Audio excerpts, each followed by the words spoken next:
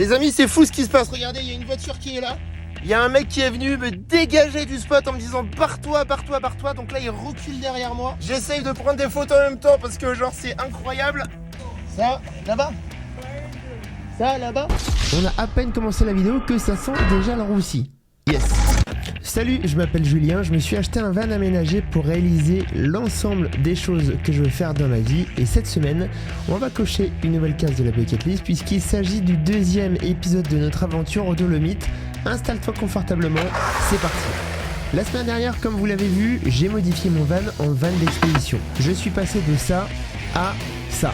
J'ai ajouté des pneus tout-terrain, un porte-moto, j'ai fait du Raptor, j'ai changé de suspension, le tout pour affronter les terrains accidentés des Dolomites. Comme tu le sais, j'y vais avec Charles qui est lui aussi youtubeur et bien évidemment, sinon ce serait trop facile, tout ne s'est pas passé comme prévu, tu t'en doutes. Dans cette vidéo, tu vas assister à notre descente aux enfers, des nuits à moins 20 degrés, l'eau qui gèle, la perte du gaz, de l'eau chaude et du chauffage. Putain, c'est le retour de l'air chaud! Ça s'annonce en rock'n'roll. Abonne-toi, mets un pouce bleu et c'est parti. Avis à tous les créateurs de vidéos sur internet, ne laissez jamais faire les courses à Charles si vous partez avec Charles. Ça fait exactement 2h30 qu'il est parti faire les courses, il est 17h54. On n'est toujours pas parti de Vienne. Je sais pas ce qu'il fait.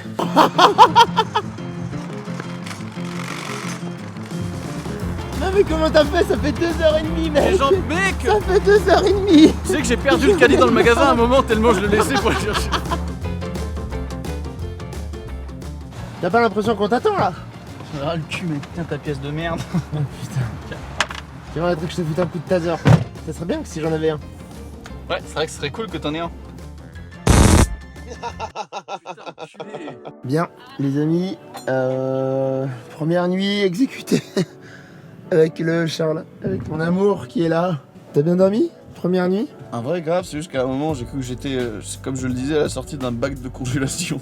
Et je pense que c'est cette fenêtre qui m'a envoyé un courant d'air, il fait -2, je sais pas quoi. Bon, j'étais là et je chantais Non le mais c'est froid. là-bas, il y a une aération. Non mais il a fait froid là, on a coupé le chauffage, c'était pas une bonne Ah idée. ouais. Mais sinon c'était bien, et en vrai on s'est pas touché. C'est vrai, tu m'as juste pété dessus 4 fois. Et mais c'est à distance, c'est en wifi. Il est temps de partir, on a vraiment passé un très bon moment sur ce parking. On a le stade de foot municipal, on a des bunkers Un bus, carlingue. chelous. On a un van avec une branche d'arbre dessus. Et on a un HLM avec un camion marqué Fabro. J'ai pas compris en fait la transition, pour moi on n'est pas en Italie là. Genre on est juste dans un ghetto en France, on n'est pas encore en Italie. C'est ça. Mais ça va venir, ça va venir. Bon, allez mon Charles, on check, on y va. Direction la station-service, parce qu'il faut refaire un plein. Oh non. Oui, on est donc parti de Vienne pour aller aux Dolomites. Les Dolomites, selon un sondage que j'ai fait sur mon Insta, c'est connu par 47% des gens, donc on va essayer de revoir les bases en vitesse. Les Dolomites, c'est situé au nord de l'Italie, entre Innsbruck, Munich et Venise. C'est différent des Alpes françaises dans le sens où tu as d'énormes rochers qui surplombent les montagnes. Donc l'effet waouh est assuré et tu as des dizaines de lacs stylés en été qu'on ne pourra pas voir puisqu'ils sont entièrement gelés. Après plus de 8 heures de route sur les autoroutes et une nuit dans un coin paumé, on arrive enfin sur les petites routes, on sort enfin de l'autoroute. Il fait froid, il fait 4 degrés. On a trouvé un spot apparemment bien cette fois-ci pour dormir, donc on a 30 km. L'autre il se marre derrière là, mais j'espère que tu nous as pas trouvé une merde encore. Bon, après 8 heures, on y est. Ça fait plaisir, on a vraiment trouvé un spot bien, je te félicite Charles. Ah merci, un petit peu de reconnaissance. Voilà. Juste avant, on a les fesses qui sont un peu en contrebas. Je vais essayer de relever un petit peu les suspensions, on va se mettre à 4 barres. On vient d'arriver, putain, j'ai déjà les chaussures trempées. Mais t'es en Vans dans la Ouais, neige. c'est vrai. Bon, on voit que dalle. Je vous propose qu'on va manger, on va se faire des petits burritos. Un plat typique. Un plat typique. Il est l'heure de... Ça chauffe dans les chiottes. Il est l'heure de vivre la première expérience de assister à l'autre qui pisse ou qui chie d'à côté, voilà. Donc, Non mais faut pas me montrer. non bah je te montre pas. Donc, un cul à droite, la top dans l'urinoir. Donc là tu es assis sur les chiottes, hein. Là, Ouais. la distance, là, Attends, regarde, si tu tends le bras tu me touches là. Ouais, mais c'est un peu gênant de pisser devant les gens. Ça va? Regarde. Putain. Doudou, à table. Mange limite sur la table comme des gueux, mec. On dirait Jacouille à qui on jette du pain. Allez, avec du bon gruyère de France. pour les Old El Paso, bien chaud. Ouais, c'est bizarre. Et là, si tu l'ouvres, ça casse tout quoi. Bon les amis, c'était super bon. Charles a fait la vaisselle. Il a enfin fait quelque chose aujourd'hui. Mais quel C'est bon. connard. Bonne nuit Charles.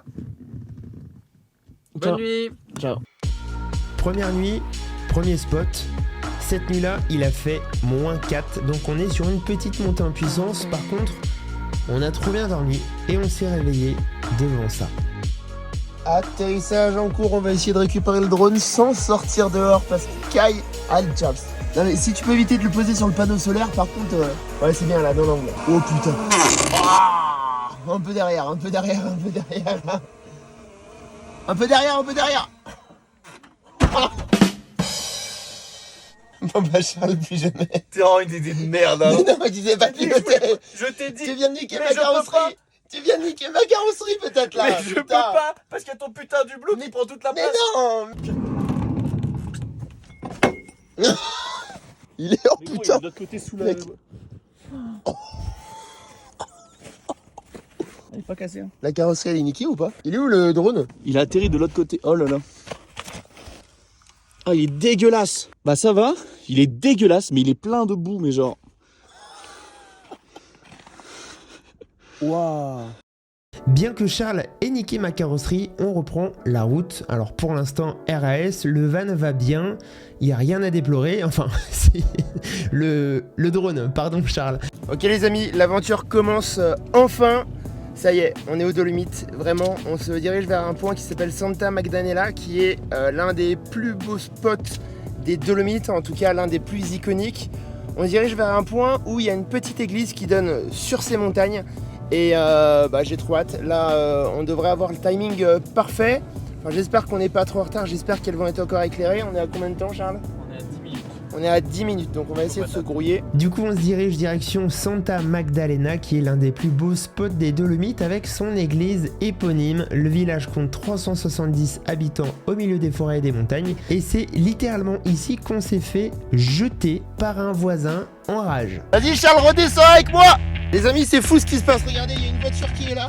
Il y a un mec qui est venu me dégager du spot en me disant barre-toi, barre-toi, barre-toi. Donc là, il recule derrière moi. J'essaye de prendre des photos en même temps parce que genre c'est incroyable. Apparemment, le mec est connu sur Insta parce que vous avez été des centaines à me dire que vous l'aviez déjà vu sur YouTube. En tout cas, on est venu ici pour faire des photos et si on avait vu que c'était interdit, bah on se serait barré et on serait venu à pied. Par contre, j'ai essayé de lui dire désolé en lui faisant un check. Je crois qu'il a pas compris, il m'a foutu mon gros vent. Yeah, sorry. Ah le mec, il est chaud. Charles, vas-y viens, on se casse. Vas-y. Eh bien ça y est les amis, on y est. Les Dolomites enfin. Bon, on a eu un petit accro, hein. on s'est fait virer parce que on n'avait pas vu que c'était marqué propriété privée et en fait on s'est fait escorter par le mec qui nous a dit c'est ma maison, barrez-vous.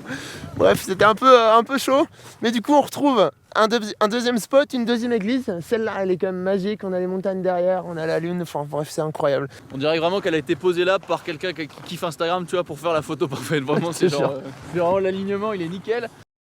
Troisième nuit, alors là, je vais pas vous le cacher, on a eu froid. Genre, très froid.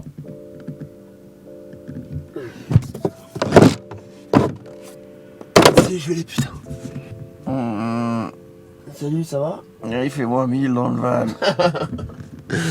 Bonjour les amis. Ouais, là il commence à faire très froid là en ce moment.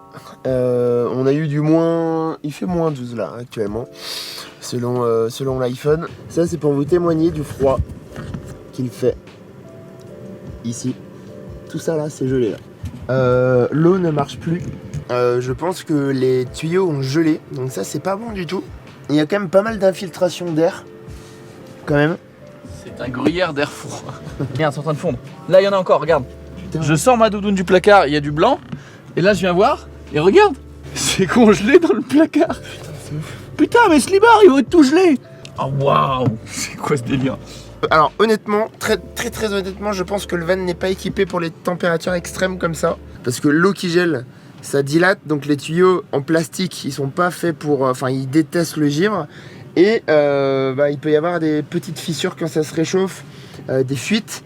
Et vu que c'est pas moi qui ai aménagé le van, je ne sais absolument pas où se trouve le système de tuyauterie. Dans ces cas-là, qu'est-ce que je fais? J'essaye de remonter la température intérieure du van. Donc on met le chauffage à balle et on oriente les buses vers le sol. Et je pense qu'il n'y a pas d'autre chose à faire parce que bah là tout a gelé. Je pense que dans le poste de conduite, mec, ça va être tout gelé. On a laissé la GoPro, il y a tout dedans. Il y a tout dedans. On le voit venir à 10 km. Il nous reste 10 jours et ça commence à devenir compliqué.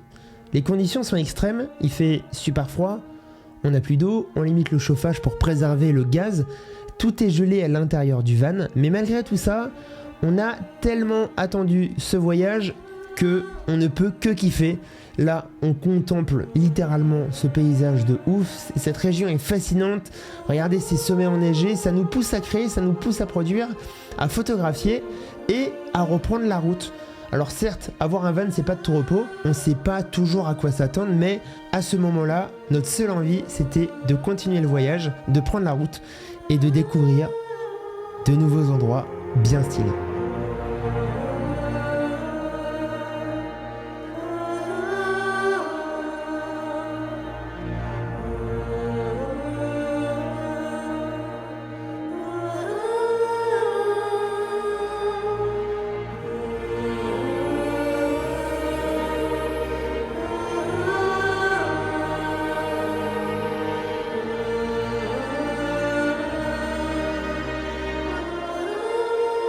Nouvelle journée les amis. Alors on découvre le van gelé. Regardez un petit peu les pneus. Oh putain. Là-bas on a des stalactites. Regarde ça. Oh.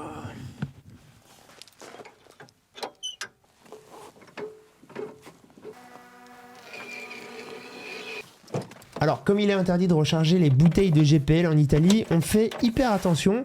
Là, il nous reste un peu plus d'un quart de gaz dans les deux bouteilles, donc il va falloir faire gaffe. Bon, on vient d'arriver à un col qui s'appelle Cianasei ou Canazei, un truc comme ça. Et ce col, il a la particularité d'avoir une vue sur deux énormes rochers spectaculaires. Donc on a celui-là, on va l'appeler Titou, et celui-là, on va l'appeler Marcel. C'est incroyable. Donc là on va se chauffer, on va aller tout en haut. L'objectif c'est avoir une perspective un peu différente parce que là on a la route, on a plein de choses comme ça. Donc le van est stationné ici même et nous on va là-haut sur la montagne. Je vous présente Charles. Jaco touriste. Ah t'es bien là, en plus t'as une petite Prêt à dégainer. Mec, j'ai plus de poids à l'avant que dans le sac à l'arrière. Allez, on va direction le sommet de cette petite montagne.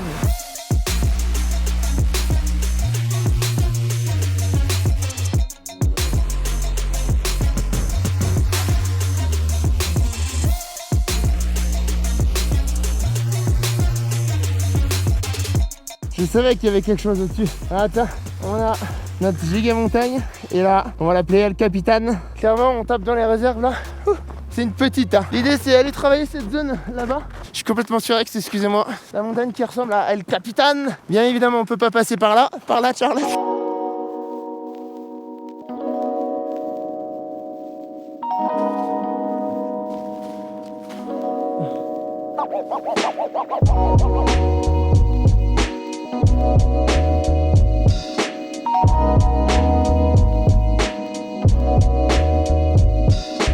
Alors fait assez rare, je suis en train de toucher le matelas qui est à mémoire de forme. Le matelas est gelé. Je sais pas si vous entendez. Donc là on va littéralement dormir sur du bois, sur une planche de bois. Alors les amis, cette nuit il a fait beaucoup plus froid. Il a vraiment fait très très froid. Il a fait moins 15, moins 20. Regardez, ce qui est marrant, c'est qu'on a fait tourner le chauffage toute la nuit. Et en fait, comme le chauffage fonctionne, il y a des petites gouttes qui se créent là, par condensation, qui retombent là. Regarde un peu le stalactite, la tête du stalactite. Oh putain, c'est ouf. Et tout a littéralement gelé. Tu m'étonnes que l'eau est gelée. Ah. Putain, c'est ouf. La petite moto est là. Alors elle a dû prendre cher aussi. Hein. Elle a dû prendre cher aussi. Rien de lag. Et là ce qui est ouf c'est ça, regarde. Ça c'est à l'intérieur, c'est complètement gelé. Ouais, tu vois, genre les morceaux de glace. Putain, c'est ouf.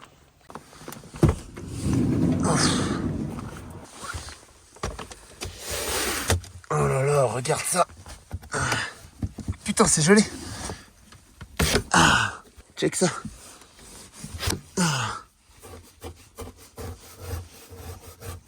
C'est ouf. C'est ouf. Donc là, je te fais un petit tour du propriétaire. On a dormi au sommet de ce col.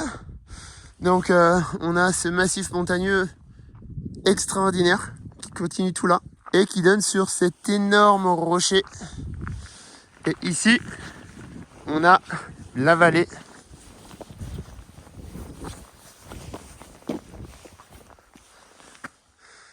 C'est quand même beau, hein. Regarde-moi ça.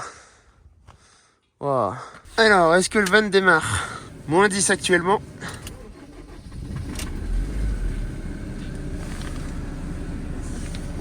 Vous voyez mes canalisations, donc elles sont gelées. Ça c'est la bouteille qui est restée dans l'habitacle. Donc regardez, elle est complètement gelée. T'imagines que les canalisations elles sont... Regarde. En tout cas le van démarre, ça c'est bien. Ça c'est très très bien. Bon alors ça me fait un peu peur parce que le camion fume quand même pas mal du pot d'échappement.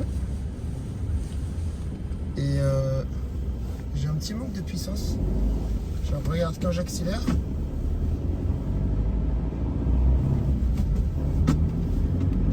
Problème de fumée blanche. Condensation due au démarrage moteur par temps frais est tout à fait normal. Donc, j'espère que c'est normal. Bon, petit incident de parcours, comme vous le savez, on a plus d'eau. Donc, on vient de trouver un spot méga stylé, sauf que on ne va pas dormir ici avec le van, on va dormir dans cet hôtel qui est un hôtel assez chouette. On s'est fait plaisir pour recharger les batteries. Dans ces cas, et j'aimerais bien savoir comment vous auriez réagi quand vous avez un van. Il fait moins 15 tous les soirs, vous n'avez pas d'eau, vous ne pouvez pas vous doucher. Qu'est-ce que vous faites? Est-ce que vous essayez de trouver un moyen pour réparer l'eau, réchauffer les tuyaux, etc. Ou est-ce que vous prenez la méthode facile, celle qu'on a fait? En même temps, moi c'est mes débuts en van life, donc je connais pas encore où sont tous les tuyaux, les circuits, tout ça, donc on a pris la carte de la facilité. Vous, comment vous auriez réagi? Ça m'intéresse. Bon, en tout cas, je vais vous montrer l'hôtel et on va aller faire mimuse sur le lac, parce que oui, il y a un lac et ce spot s'appelle, Charles? Bah t'as dû retenir, il est littéralement marqué devant toi, donc tu peux... Le lac de Bray. On dirait un truc de Cerisano dit en français. Dis-le en italien. Lago de Braies. Eh bien, on y arrive, fin de ce deuxième épisode. J'espère que vous avez kiffé. En tout cas, nous, on a un peu le moral à zéro parce que on est obligé de dormir à l'hôtel. Ça nous coûte 200 €. Pourquoi? Parce qu'on n'a plus d'eau. On n'a pas pris de douche depuis un certain temps. On a pratiquement plus de chauffage. Donc, l'objectif dans le prochain épisode va être essayer d'aller chercher du GPL en Autriche parce que là, c'est juste obligatoire et ça urge. Du coup, je te le réserve pour le prochain épisode. D'ici là, passe une bonne semaine et on se dit à la vidéo de la semaine prochaine. Bisous, n'oublie pas le pouce bleu, n'oublie pas de mettre un commentaire si t'en as un et puis à très vite, ciao.